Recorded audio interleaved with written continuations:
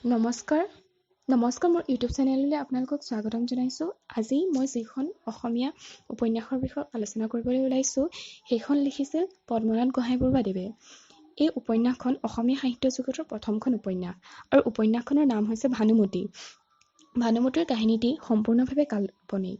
ঐতিহাসিক পটভূমিত ৰচিত ভানুমতী উপন্যাসৰ মুখ্য চৰিত্ৰ ভানুমতীৰ পিতৃ ৰাজবিষয়া আছিল। ভানুমতীৰ মাতৃৰ তেখেতৰ সৰুকালতে মৃত্যু হয়। ভানুমতী প্ৰেমত পৰে এগৰাকী ৰাজবিষয়াৰ পুত্ৰৰ সৈতে, যাৰ নাম আছিল চাৰু গোহাঁই। চাৰু গোহাঁইৰ পিতৃৰ মৃত্যু হোৱাত ৰজাই তেওঁৰ দায়িত্ব দিয়ে ভানুমতীৰ পিতৃৰ ওপৰত।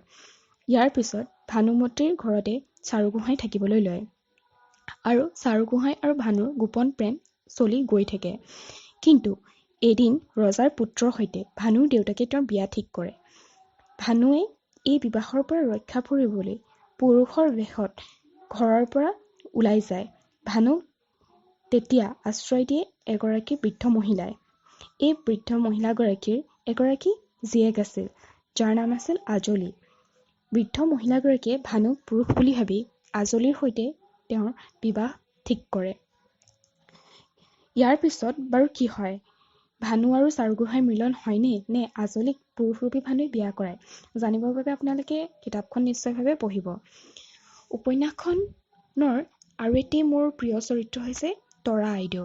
তৰা আইদেউ হৈছে ৰাজকুমাৰী, যি চাৰু গোহাঁইক ভানুৰ সমানেই প্ৰেম কৰিছিল। চাৰু গোহাঁইক ইমান বেছি প্ৰেম কৰাৰ পিছতো তেওঁ ভানু আৰু চাৰু গোহাঁইৰ মিলন হওক বুলি বহুতো কষ্ট কৰিছিল। আপোনালোকে নিশ্চয় উপন্যাসখন পঢ়িব, পঢ়ি ভাল পাব আৰু ভাল পালে মোক জনাবলৈ নাপাহৰিব।